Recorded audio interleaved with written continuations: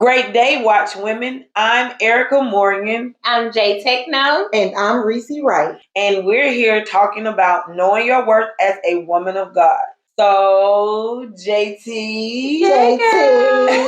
Hey, cousin. What is your intake on knowing your worth as a woman of God?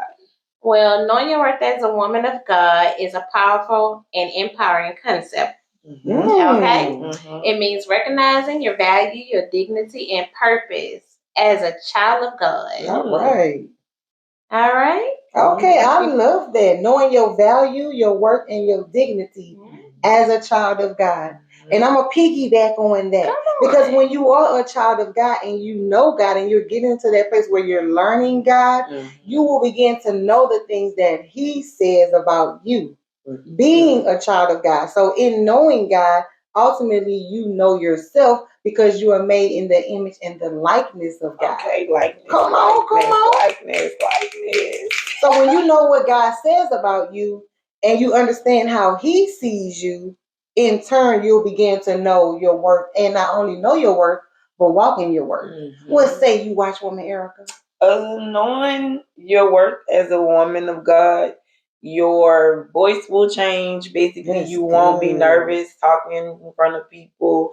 Definitely your verbiage will change because your whole definition of life, the Bible, the Word of God Himself, knowing yourself and everything like that, you'll be able to describe yourself like I'm all that and then some, but not be conceited, but modest. But be humble, but humble and assured. Oh, yeah. And assured that you know this is who He made you. Exactly. And knowing your worth, you get to love things about yourself, and then your inner dialogue begins to change as well. So the things you would say, oh, I don't like this about myself, or my mom said I was this, or my aunt said I was that. Those things shape you when you were younger or when you were more immature. But when you become into knowledge of God and ultimately knowledge of yourself, that dialogue begins to change, and the word of God begins to overpower those things that was once embedded in your spirit, such as I'm fearfully and wonderfully made. Again, created in the image and the likeness. And He said that if we are His children, we are what? Royal priesthood. We're a holy nation.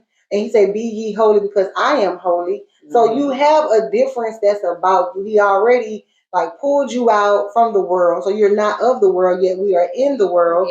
And so that already sets a difference. And so these are things that once you come into knowledge, Watchwomen who are listening, this will increase your inner self-worth. And then you begin to walk out that worth.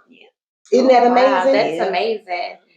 And your worth is not defined by your external factors like society expectations of you, your achievements, or your relationships.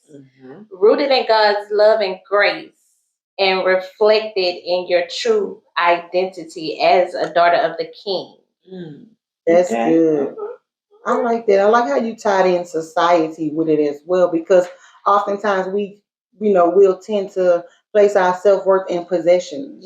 Like if we drive in a certain car, living in a certain house, or we may think that someone is more worthy than we because they drive better, dress better, and live better. But that may not always be the case when it comes to God. Right. Because what happened when Samuel, the prophet Samuel, went to anoint a king from the house of Jesse? All these nice, buff, fine-looking men on the line, dressed, ready. And Samuel like, ooh, that one. And God's like, nope. Oh, what about this one? Lord, he buff, he tough, he could be a good king. Nope, not him. And the Lord said, no. It's all I checked everybody. You saying no to each one of these? Well, Jason, you got any more kids? Right. The little ruddy little thing in the back. Right. Well, who are you looking for? I got them all. The ruddy the Bible say he ruddy. I think of that just some little petite little scrawny little something, but he fighting lion, tigers, and bears, and he ended up being the king. So it's not often what we see with our human eyes that describe, because men look on the outside, God looks at the heart.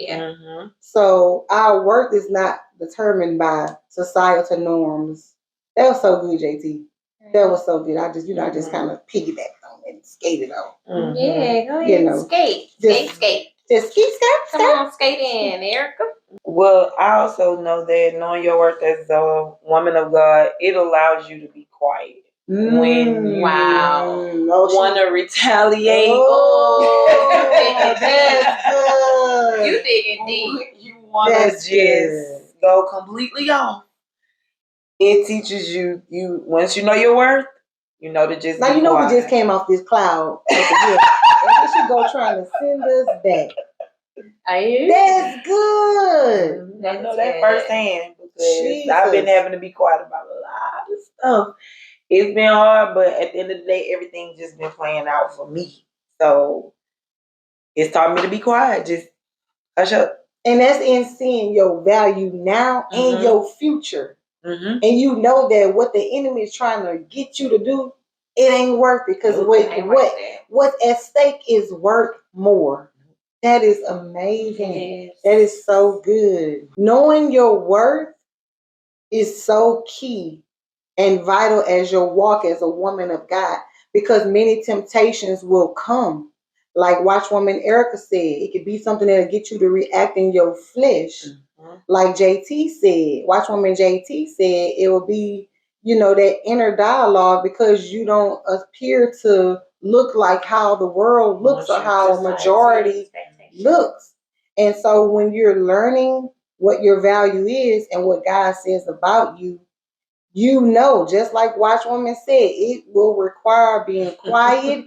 It will require you sometimes saying no. No, you can't go. No, you can't do. No, you can't say. Because ultimately, you're worth more than that. You're worth more than your friend girl saying, girl, let's go turn up. It's been a while. We need to let our hair down. But if you've been in the presence of God seeking out your work, your hair already down. When that temptation comes, you're gonna be like, you know what? I'm in a good place. I got too much on the line to risk coming out from that umbrella of God just to go have one fun night.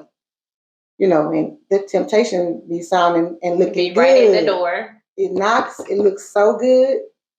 So this has been an amazing. Everybody has given some really great points. Erica, you want to close us out since you started us up? How about that? All right. Well, Watchwomen, we want to thank you for listening and tuning in to us. Please like, share, and subscribe to our channel, Watchwomen Network. And we're out. Love you guys. See you soon. Bye. Rather, it should be that of your inner self, the unfading beauty of a gentle and quiet spirit, which is of great worth in God's sight.